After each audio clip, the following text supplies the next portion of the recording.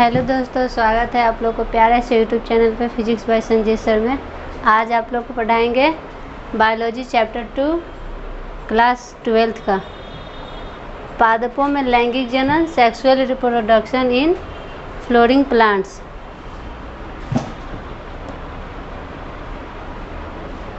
तो देखिए,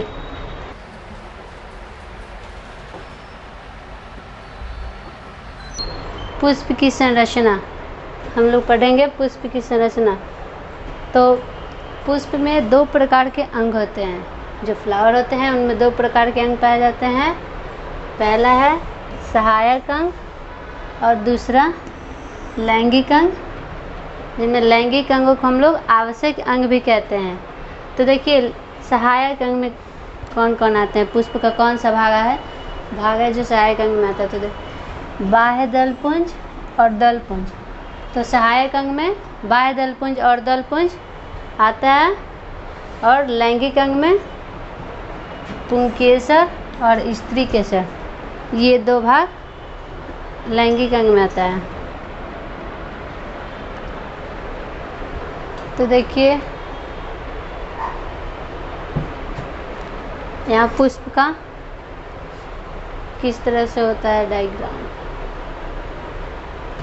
देखिए, तो पुष्प का ये जो भाग होता है, ये जो ग्रीन वाला भाग है, इस पार्ट को हम लोग दलपुंज कहते हैं, बाहरी दलपुंज। सॉरी,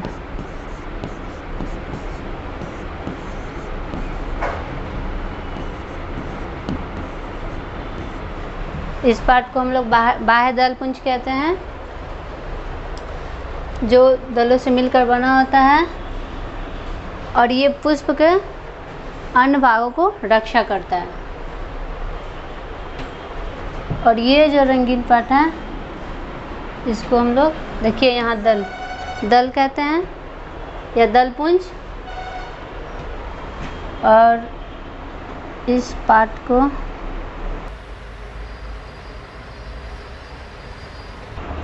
जो ये पार्ट है,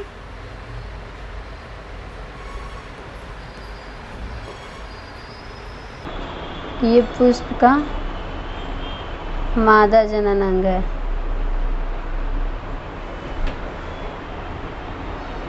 इसमें देखिए,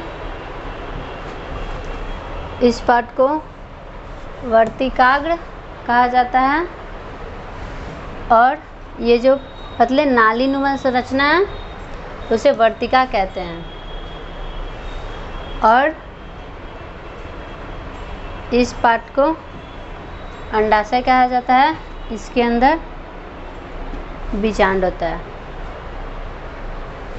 तो ये वर्तिकाग्र, वर्तिका और अंडाशय, ये तीन पार्ट जो होता है फूल का, स्त्री केसर होता है, ये मादा जनन अंग होता है। और वहीं देखिए, ये एक पुंकेसर है। पुंकेसर का इस पार्ट को तंतु कहते हैं या पुतंतु कहते हैं, और इस पार्ट को हम लोग परागकोश कहते हैं। परागकोश में परागन होता है, और इन पूरे पार्ट को हम लोग पुंकेसर कहते हैं। देखिए, ये यहाँ अंड या अंड कोशिका है, और ये बाह्य दलपुंज है। तो इस प्रकार से पुष्प का भाग होता है।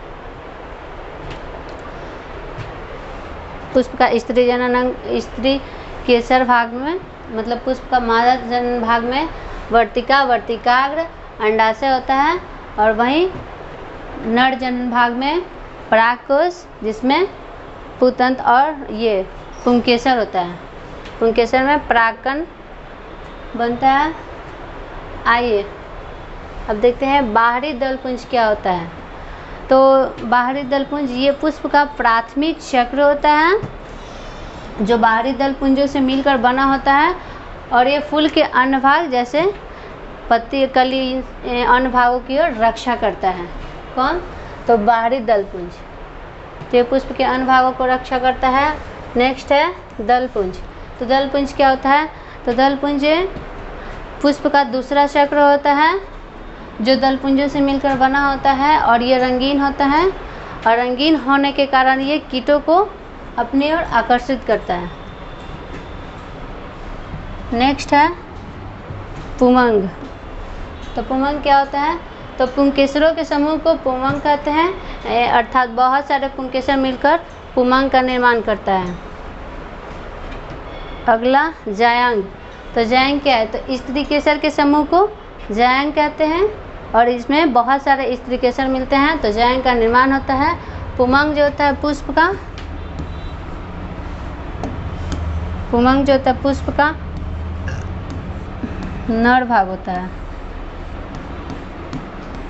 और वहीं जायांग जो होता है पुष्प का मादा भाग होता है।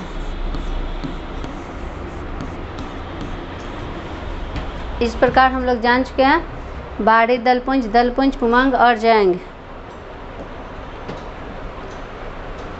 अब आइए पुष्प की नर जननांग की संरचना।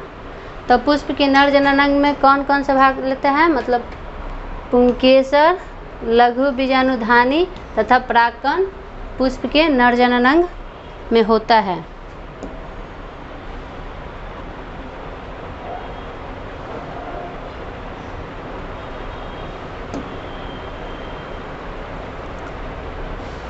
तो देखिए पुंकेसर क्या होता है? तो पुंकेसर के माध्यम से परागण की क्रिया संपन्न होती है और ये लघु बीजाणुधानी होता है जो द्विगुणित होता है। नेक्स्ट है परागकण। आइए अब देखते हैं, ये पुष्प का पुंकेसर है। ये एक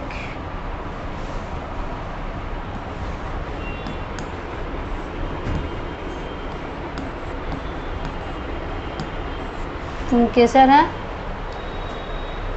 और इसके इस पार्ट को परागकोश बोलते हैं, मतलब परागकोश कहा जाता है।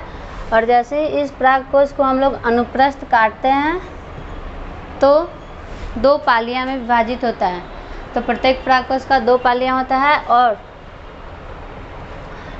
जिससे ये जुड़ा होता है परागकोश, जिस तंतु से जुड़ा होता है उसे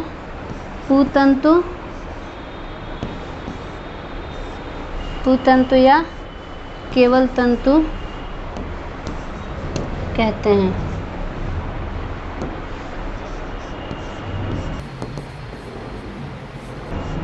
केवल तंतु नाम से भी इसे जाना जाता है।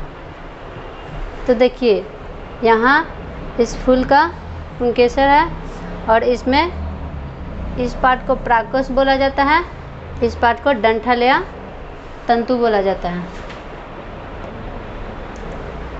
नेक्स्ट है लघु बीजाणु जनन। तो लघु बीजाणु जनन क्या है? तो लघु बीजाणुओं का निर्माण होने की प्रक्रिया को लघु बीजाणु जनन कहा जाता है। अर्थात जिस प्रक्रिया के द्वारा लघु बीजाणु का निर्माण होता है उस प्रक्रिया को हम लोग लघु बीजाणु जनन कहते हैं। तो देखिए लघु बीजाणु जनन जो होता है पुष्प के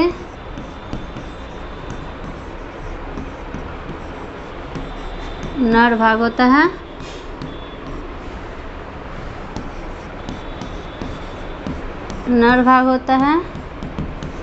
और यह द्विगुणित होता है। लघु बीजाणु जनन द्विगुणित होता है। अब आता है लघु बीजाणु। तो प्रत्येक लघु बीजाणु जनन कोशिकाएं विभाजित होकर 4 अगुणित कोशिकाओं का निर्माण करता है। मतलब 4 अगुणित लघु जनन कोशिकाओं का निर्माण करता है, जिससे लघु बीजाणु कोशिका बनता है। तो हम कह सकते हैं कि लघु बीजाणु को हम लोग इस तरह से परिभाषा दे सकते हैं कि प्रत्येक लघु बीजाणु जनन जो होता है कोशिकाएं 4 अगुणित लघु बीजाणुओं में विभाजित होता है।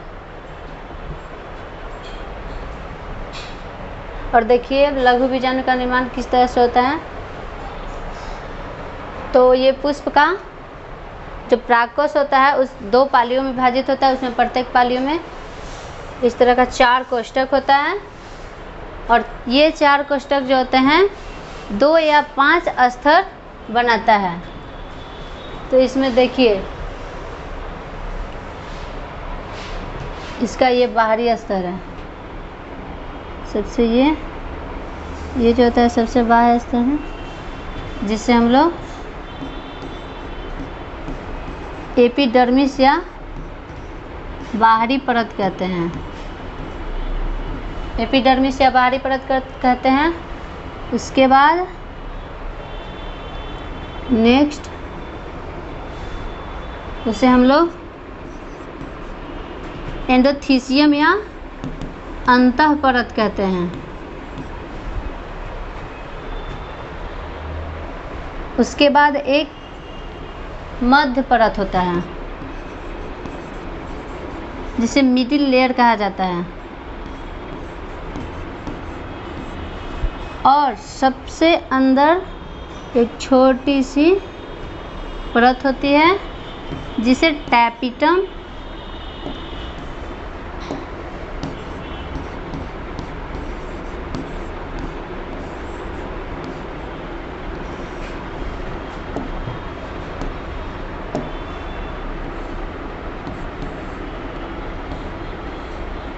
सबसे छोटी परत को टैपिटम कहा जाता है। और टैपिटम का कार्य होता है लघु बीजाणु को पोषण प्रदान करना, और इसी के माध्यम से लघु बीजाणु जो है पोषण प्रदान करता है और लघु बीजाणु का निर्माण होता है। देखिए अब ये तो हो गया इसका परत, सबसे बाहरी परत को हम लोग बाहरी परत या एपिडर्मिस कहते हैं, और उसके बाद वाले परत को अंतः परत या एंडोथीसियम कहा जाता है। और उसके बाद मतलब उसके पहले एक और होता है जिसे मध्य परत या मिडिल लेयर कहा जाता है, और सबसे आंतरिक परत को टैपिटम कहते हैं। टैपिटम जो होता है लघु बीजाणु को पोषण प्रदान करता है, जिससे लघु बीजाणु विकसित होता है। और देखिए ये जो छोटे छोटे हैं ये सब लघु बीजाणु, तो ये लघु बीजाणु है। और ये लघु बीजाणु परिपक्व होकर परागन का रूप लेता है, और परागन से परागन जो होता है पुष्प का नर युग्म होता है।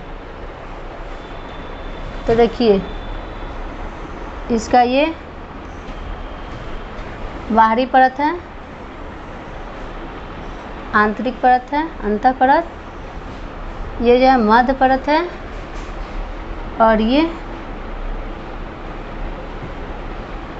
और इस परत को हम लोग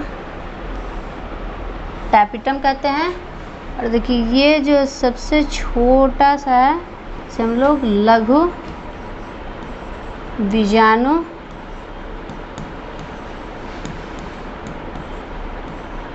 ये लघु बीजाणु है जो परिपक्व होकर परागन बनता है। तो इस प्रकार से हम लोग लघु बीजाणु का निर्माण देखें। नेक्स्ट है परागन की संरचना। तो देखिए परागन की संरचना में क्या होता है, जैसे ही लघु बीजाणु कोशिका जो लघु बीजाणु जनन जो होता है विभाजित होकर 4 अगुणित लघु बीजाणु का निर्माण करता है। तो ये 4 अगुणित लघु बीजाणु हैं।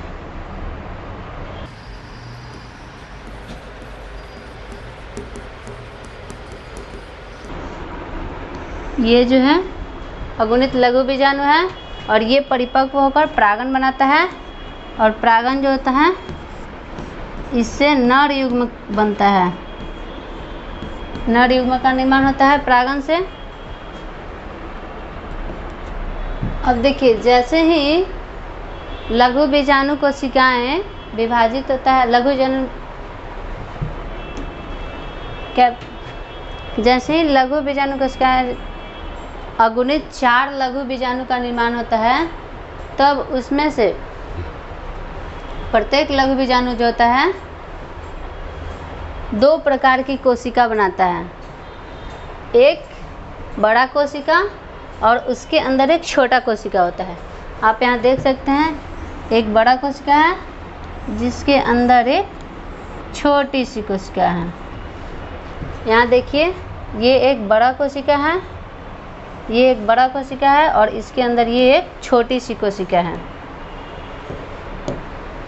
और दोनों का अलग अलग केंद्रक है।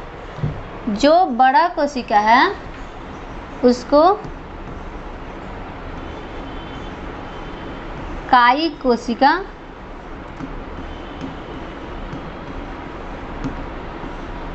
कोशिका कहा जाता है। जो बड़ा कोशिका है उसे कायिक कोशिका कहते हैं और जो छोटी सी कोशिका है उसको जनन कोशिका कहा जाता है।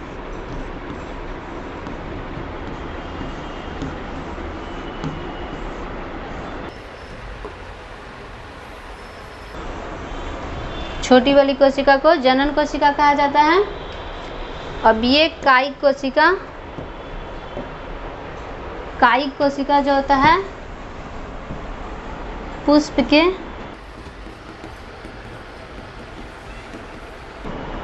मादा भाग में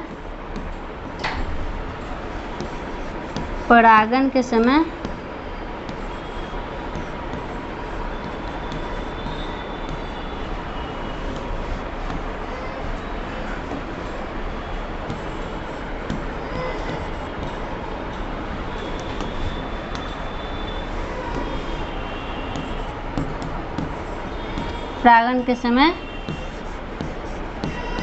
पराग नलिका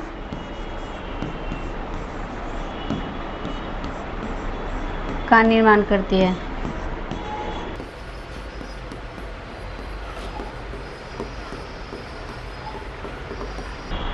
तो देखिए, ये कायिक कोशिका जो होता है पुष्प के मादा भाग में परागन के समय पराग नलिका का निर्माण करता है और जनन कोशिका जो है मादा युग्म का निर्माण करता है।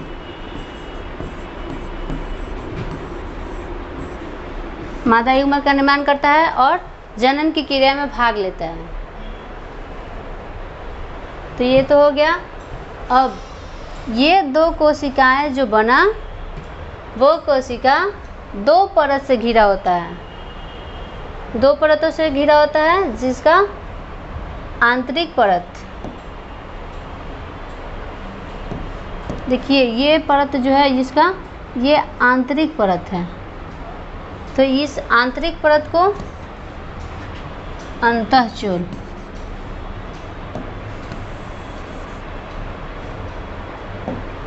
आंतरिक परत को हम लोग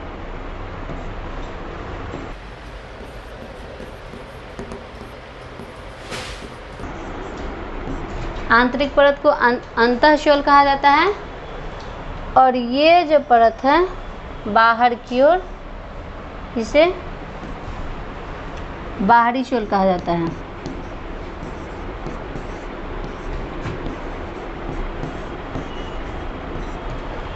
बाहरी शोल कहा जाता है। अब ये दो परतों के बीच में जो ये गोल है ये एक छिद्र है। जो दो परत के बीच में एक गोल यहाँ दिखाई दे रहा है ये एक छिद्र है, इसे हम लोग जनन छिद्र कहते हैं।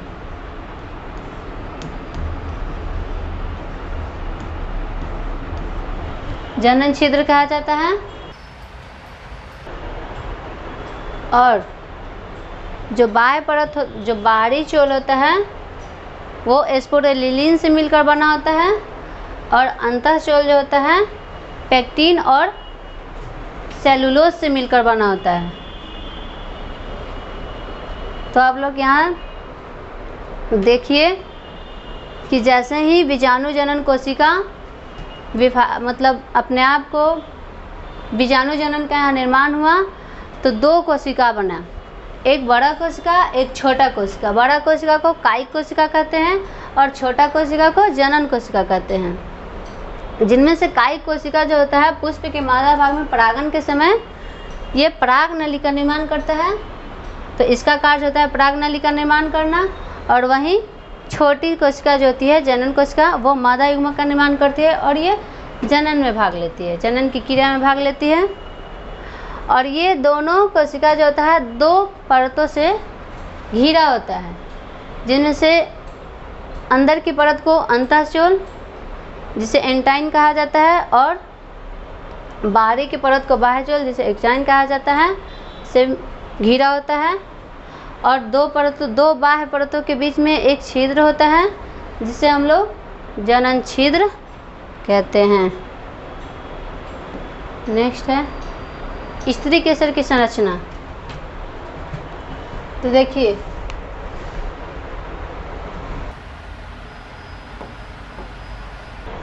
ये पुष्प का स्त्री केसर पार्ट है, मतलब मादा पार्ट है, मादा जनन भाग है। और इसमें देखिए ये कुंडी नुमा संरचना होती है और यहाँ पे परागन की क्रिया संपन्न होती है, इसे वर्तिकाग्र कहा जाता है। और ये नाली नुमा जो संरचना है ट्यूब की तरह, इसे वर्तिका कहा जाता है। और ये अंडाशय भाग है, पुष्प का अंडाशय भाग है और इसमें ये बीजांड होता है और बीजांड के बीच ये जो संरचना है इसे मादा युग्मक कहा जाता है और परागन की क्रिया यहाँ संपन्न होती है मादा युग्मज के पास। नेक्स्ट है गुरु बीजाणुधानी या बीजांड की संरचना। तो देखिए गुरु बीजाणुधानी, जिस तरह से पुष्प के नर भाग को लघु बीजाणुधानी कहा जाता था, ठीक वैसे ही ये पुष्प के मादा जनन भाग है जिसे हम लोग गुरु बीजाणुधानी कहते हैं। और लघु बीजाणु का मतलब होता है छोटा, क्योंकि पुष्प का जो नर भाग होता है मादा भाग की अपेक्षा छोटा होता है और वो चलयमान होता है, वो एक स्थान से दूसरे स्थान चलता है। लेकिन जो मादा जनन भाग होता है वो नर की अपेक्षा बहुत बड़ा होता है, इसीलिए इसका नाम गुरु बीजाणु होता है और ये अचलयमान होता है, ये अपने स्थान पे